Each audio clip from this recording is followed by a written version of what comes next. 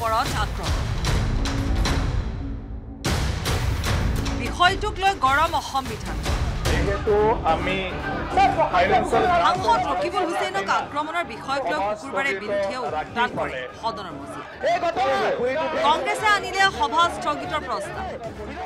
কংগ্ৰেছৰ হুলস্থুলত দুবাৰকৈ সদনৰ কাৰ্যক্ৰমণিকাত পৰিল জ্যোতি আনহাতে এই ঘটনাত প্ৰতিবাদ সাব্যস্ত কৰিবলৈ গৈ পুনৰ এবাৰ সদনৰ পৰা নিলম্বিত হল অখিল কোকৰাঝাৰ বাজেট অধিৱেশনৰ দিনৰে পৰা চলিত অধিৱেশনত তৃতীয়বাৰলৈ নিলম্বিত হল অখিল গগৈ নিলম্বিত হৈ অখিলে কলে অসমত জংঘলৰাজ আৰম্ভ হৈছে বিৰোধী দলপতিকো দুৰ্বল আখ্যা দিলে অখিল গগৈ এয়া অসমত চলি থকা জংঘলৰাজ আৰু যদিহে এনেকুৱা জংঘলৰাজ চলি থাকে আগন্তুক দিনবিলাকত কোনো বিৰোধী পক্ষৰ মানুহে কতো নিজৰ সমষ্টি বা ৰাইজৰ ওচৰলৈ যাব নোৱাৰিব এনেকৈ ৰাইজৰ ওচৰলৈ গলৈ এনেকৈ আইন শৃংখলা সমস্যা এটা দেখুৱাই মাৰপিট কৰি মানুহক ভিতৰলৈ সোমাই দিব আমি কংগ্ৰেছৰ লগত এতিয়া বুজাবুজিত আছো কিন্তু বিৰোধী দলৰ দলপতিজনৰ আজিৰ ভূমিকাটোক মই সমালোচনা কৰিছো যেহেতু আমি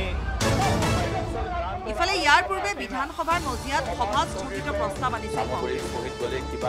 অধ্যক্ষ বিশ্বজিৎ দৈমাৰীয়ে অগ্ৰাহ্য কৰে কংগ্ৰেছৰ সভা স্থগিত প্ৰস্তাৱ আজি মই সভা স্থগিত প্ৰস্তাৱ ইয়াতে নাকচ বুলি মই ঘোষণা কৰিছো বিৰোধীয়ে নিজৰ দাবীক লৈ অটল হৈ থকাত মুখ্যমন্ত্ৰী আৰু সংসদীয় পৰিক্ৰমা মন্ত্ৰীৰ অনুপস্থিতিত মন্ত্ৰী পীযুষ হাজৰিকা সদনত চৰকাৰৰ হৈ বিবৃতি এই বিষয়ে যদি মুখ্যমন্ত্ৰী ডাঙৰীয়া যেটো অসমত নাই মই পাৰ্লিয়ামেণ্টাৰী এফেয়াৰ্ছ মন্ত্ৰী নহয় তেখেতৰ হৈ মই এটা কথা ক'ব খোজো স্যাৰ যিকেইজনে মাননীয় সাংসদগৰাকীক আক্ৰমণ কৰিছে বা কৰা বুলি কোৱা হৈছে সেই ব্যক্তিগৰাকী স্যাৰ আইডেণ্টিফাই হৈছে ইয়াৰ পিছতে ৰকিবুলৰ ওপৰত আক্ৰমণ আৰু শাসকীয় পক্ষৰ ভূমিকাক লৈ সদনত শাসক বিৰোধীৰ মাজত সৃষ্টি হয় তীব্ৰ বাকযুদ্ধ বিধায়ক দীপ্তিৰঞ্জন শৰ্মাই কংগ্ৰেছৰ দিনত নগাঁৱত হোৱা আক্ৰমণৰ প্ৰসংগ তুলি আনে এই প্ৰসংগই জ্বলা জুইত যেন ঘিউহে ঢালে ইয়াৰ পিছতে সদনৰ অনিয়ন্ত্ৰিত হুলস্থুলীয়া পৰিৱেশ দেখি 10 মিনিটৰ বাবে অধ্যক্ষই সদন স্থগিত ৰাখে ধন্যবাদ দ্য হাউস এডজন ফৰ 10 মিনিটস যেহেতু আমি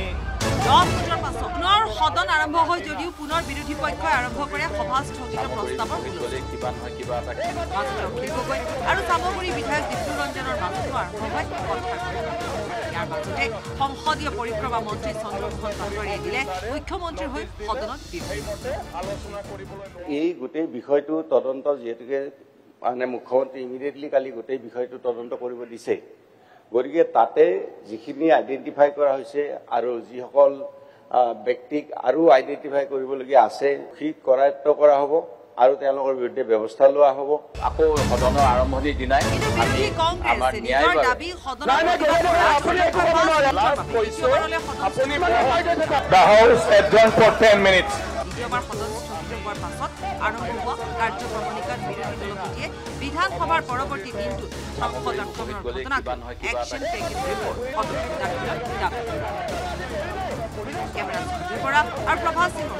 বিজু কুমাৰ